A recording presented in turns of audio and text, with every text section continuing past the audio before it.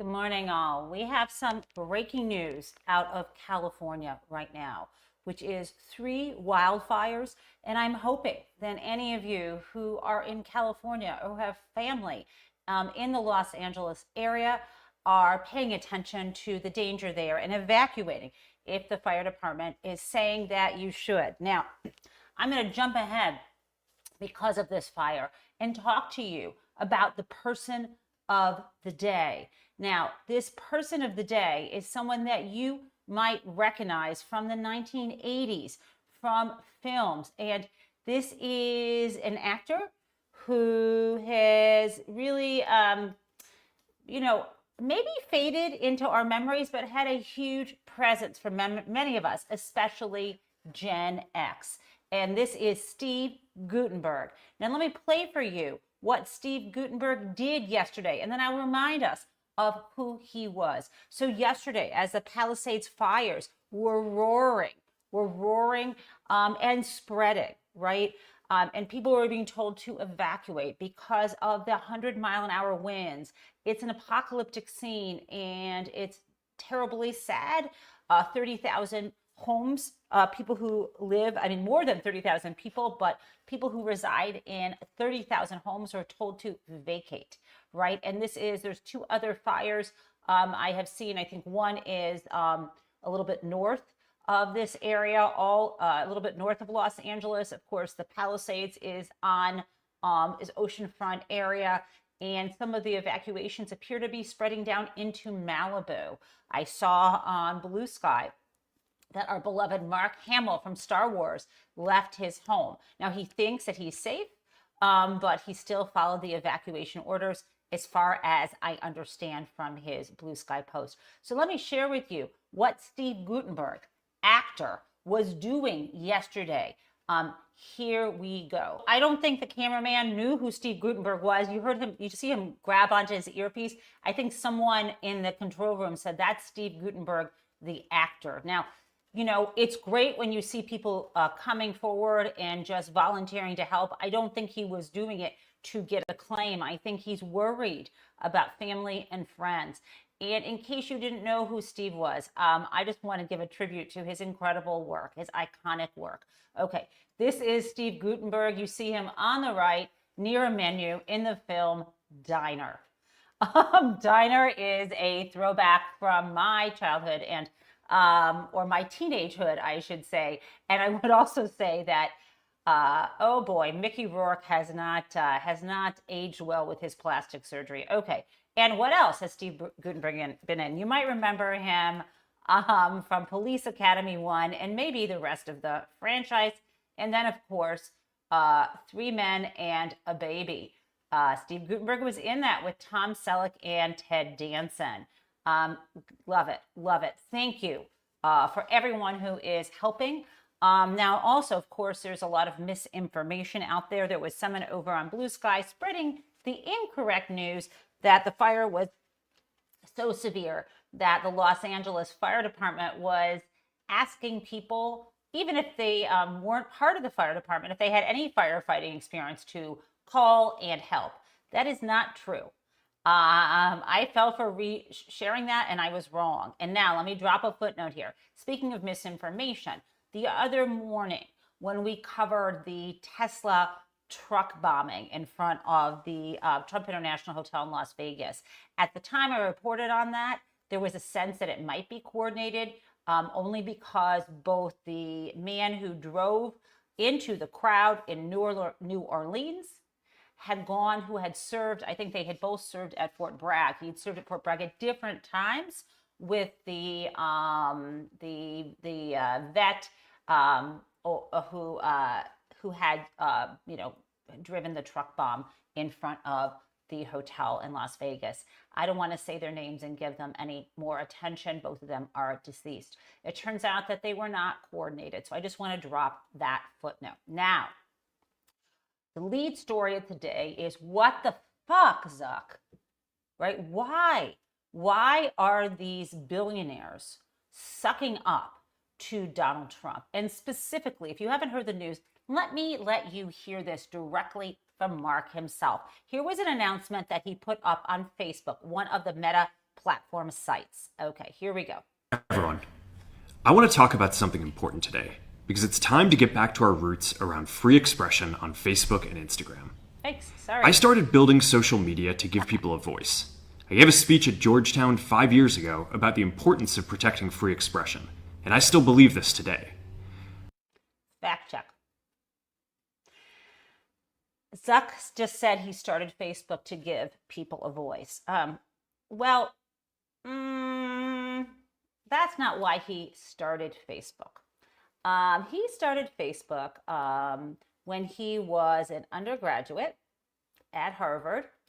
And I have seen the movie, as you probably have, The Social Network, which may not be entirely accurate, but we understand how he started Facebook, right?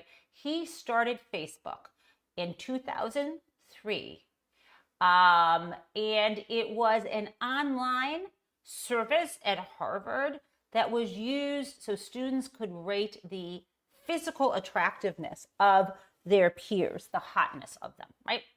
So, and let me just be clear, a lot of schools back before there was the internet, you would be given a Facebook. Like when I was an undergrad, so you knew who people were. It was like a little pamphlet of all the other freshmen.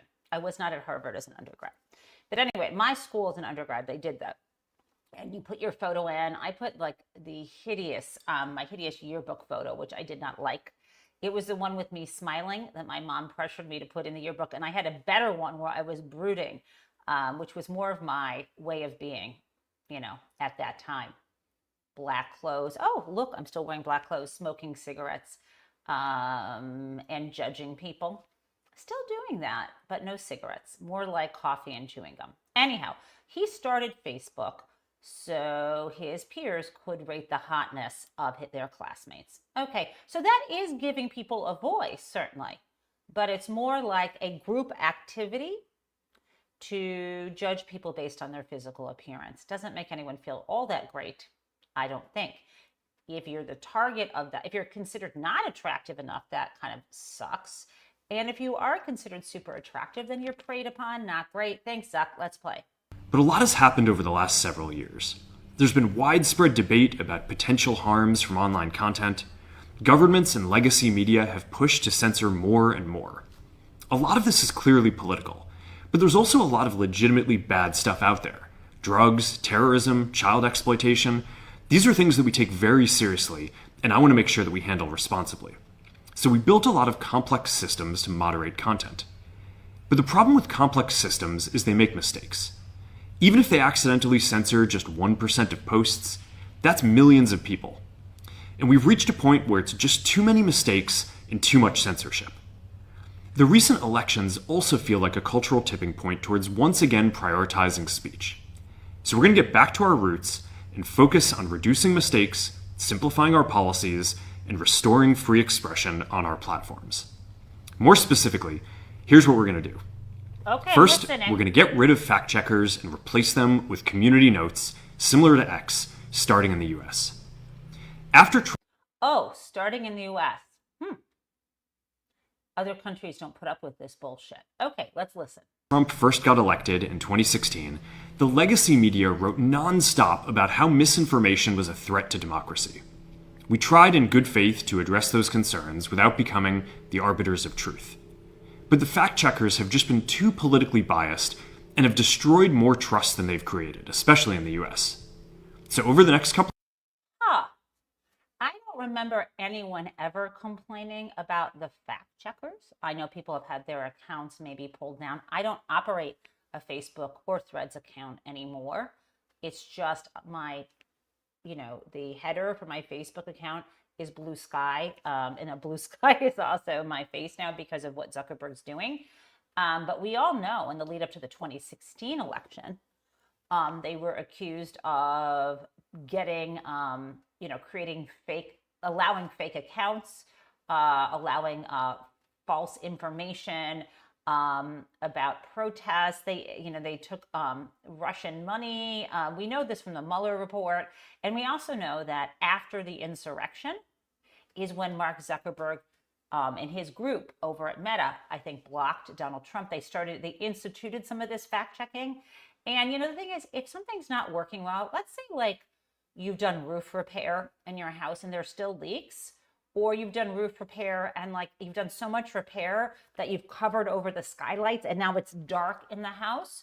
Is the answer to do no more roof repair and let the rain pour in? No, it's to do a better job. So, okay, I promise, guys, I will shut the F up and I'll let him talk the rest of the way. In a couple of months, we're going to phase in a more comprehensive community notes system. Second, we're going to simplify our content policies and get rid of a bunch of restrictions on topics like immigration and gender that are just out of touch with mainstream discourse. What started as a movement to be more inclusive has increasingly been used to shut down opinions and shut out people with different ideas, and it's gone too far. So I want to make sure that people can share their beliefs and experiences on our platforms. Third, we're changing how we enforce our policies to reduce the mistakes that account for the vast majority of censorship on our platforms. We used to have filters that scanned for any policy violation.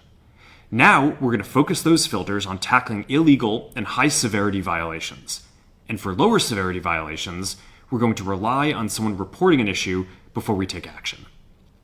The problem is that the filters make mistakes, and they take down a lot of content that they shouldn't. So by dialing them back, we're going to dramatically reduce the amount of censorship on our platforms. We're also going to tune our content filters to require much higher confidence before taking down content. The reality is that... Okay, I can't listen anymore. It's too boring for me. But you can if you want to go over to Facebook. Now, did you notice that the two flippin' areas he is focused on like loosening up the most are immigration and gender.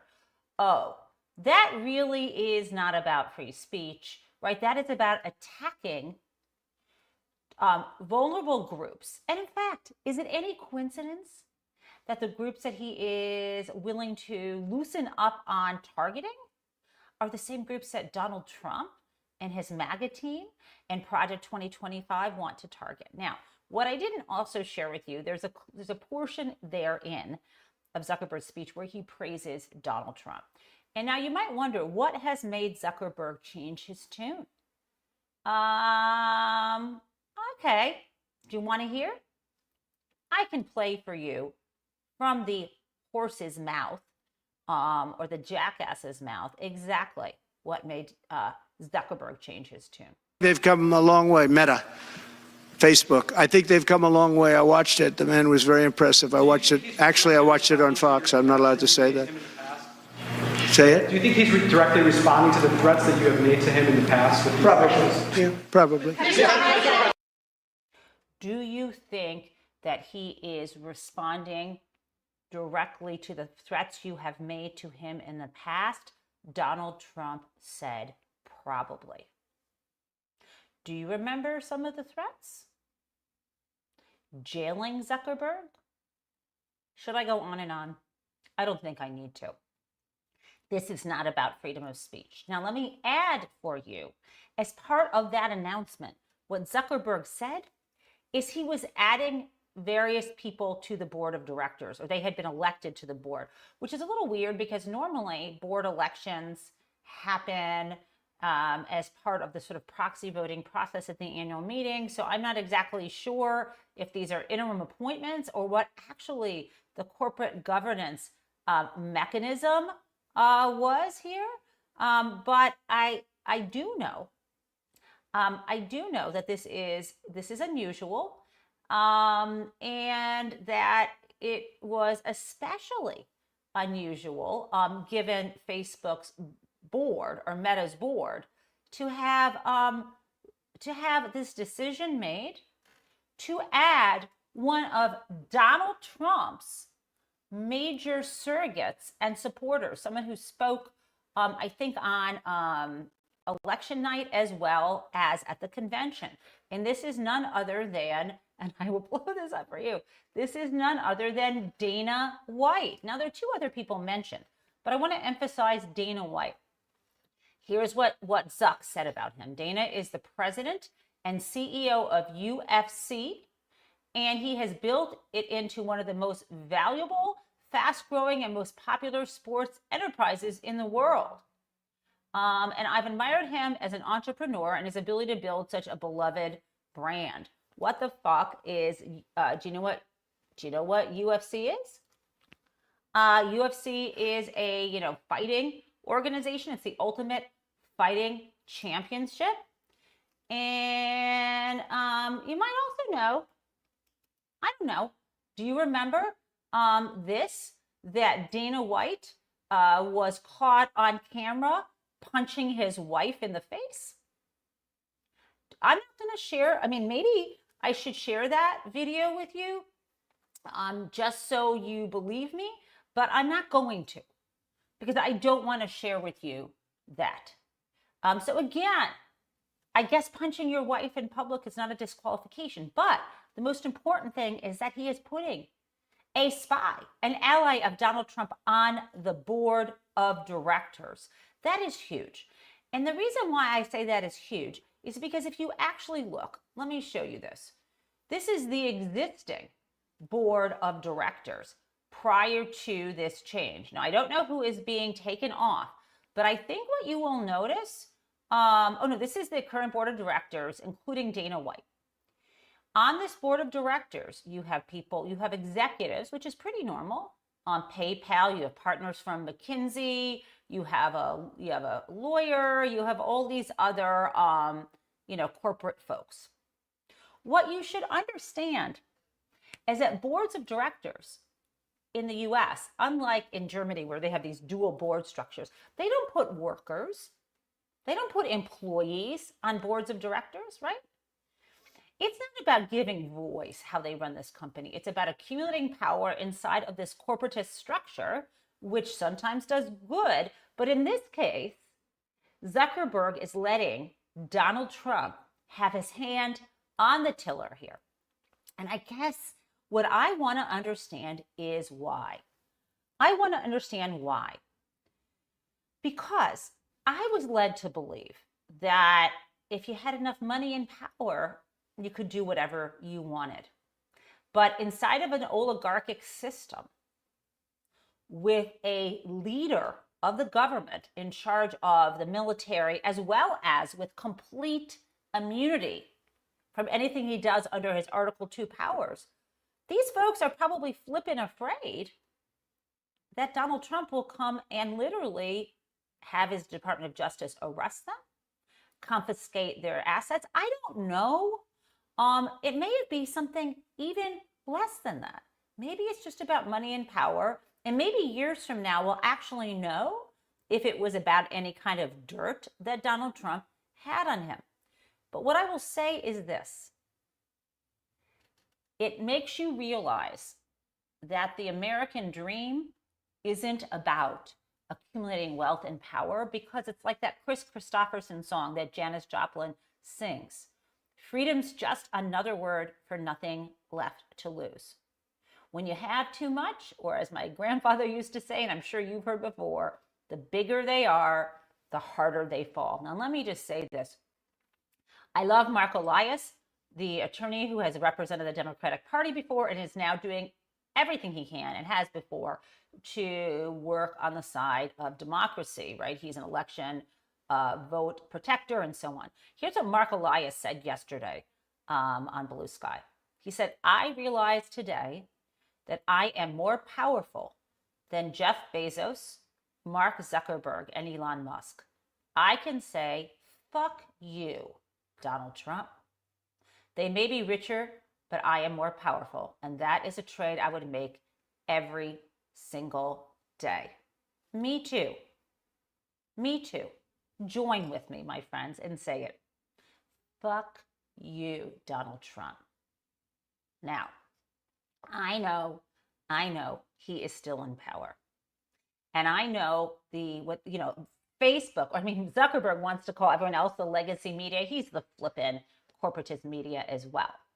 But they get a pass from defamation because they're considered more of a telecom provider and not media. But he is the legacy media. And I want to say there's this wonderful thing that Keith Edwards put up the other day.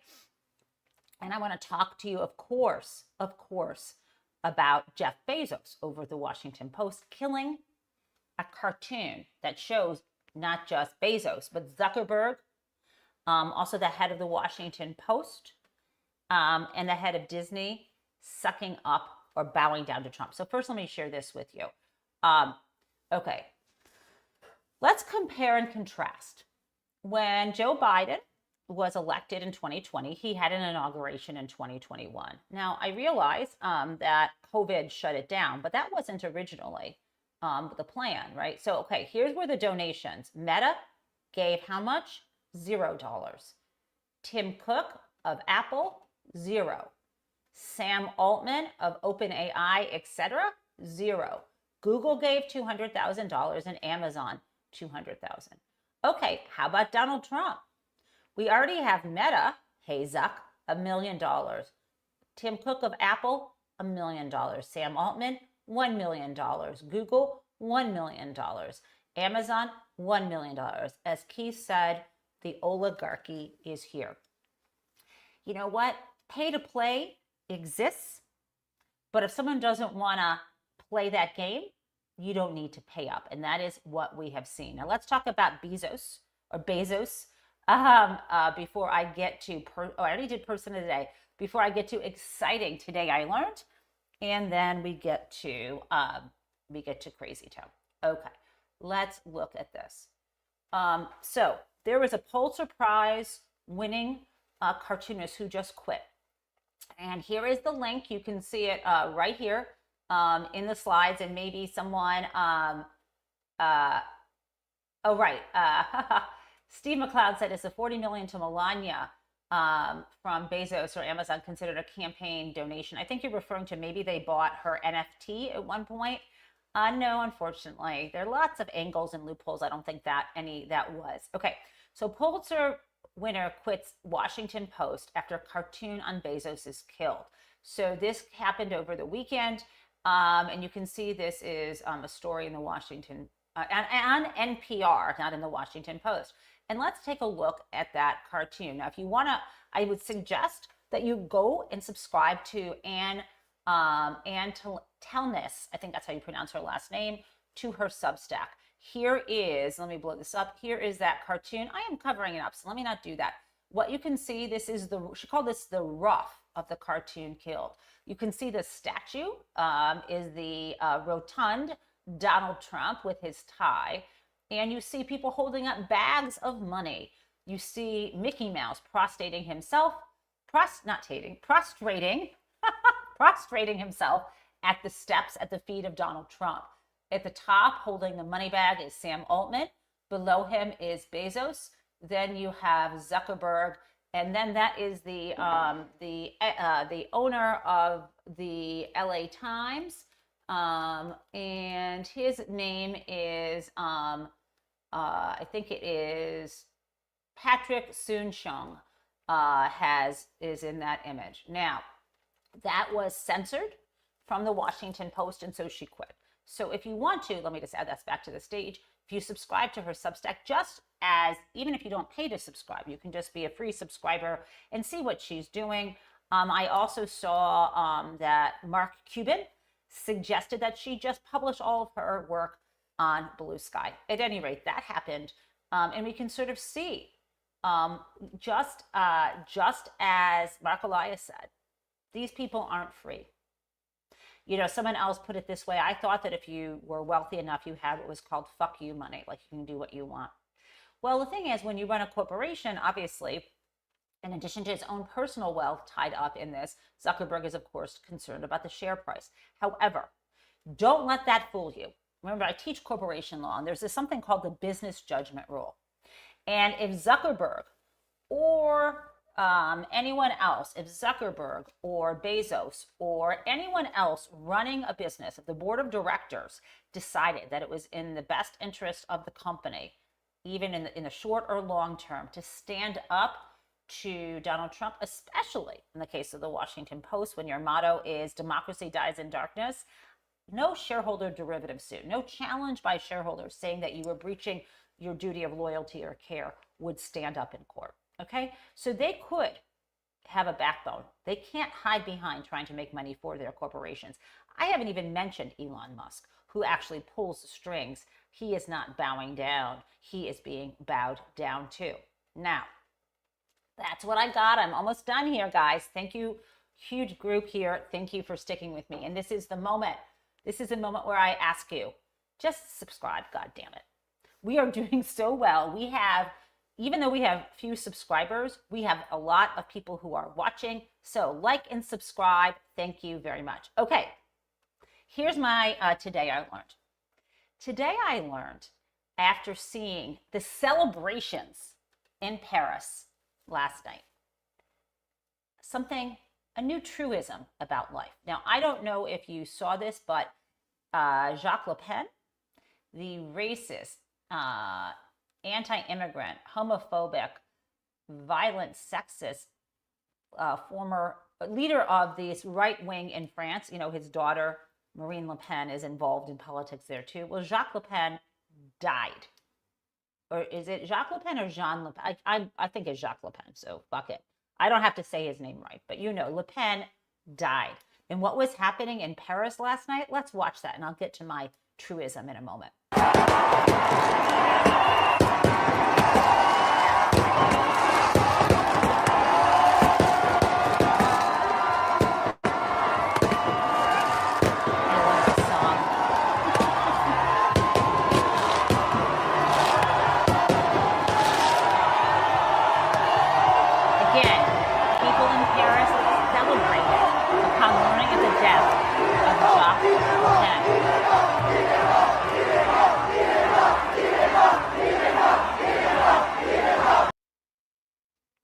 Okay, what is my truism? Today I learned that it is best to live your life in such a way that millions of people don't gather in the streets to dance, to sing, and to set off fireworks when you die. A few people, fine, but the whole damn city, nah. And let me just also say, I don't plan to set off fireworks when a certain someone meets the end of his life, but I won't shed one tear. If I shed a tear, it's for all of the people who have suffered, who have died because of his mishandling of COVID, and who will also suffer into this next administration because he's giving license to a certain kind of, I would argue, domestic terrorism and domestic violence against people who are vulnerable, and won't shed a tear for him. Okay, guys.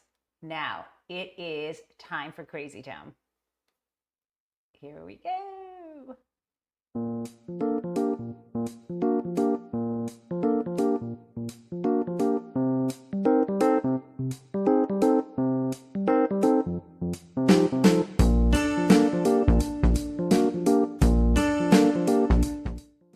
So we have a triple helping of Crazy Town. And you're going to notice that I'm doing something a bit different now that Donald Trump is on the cusp of his presidency.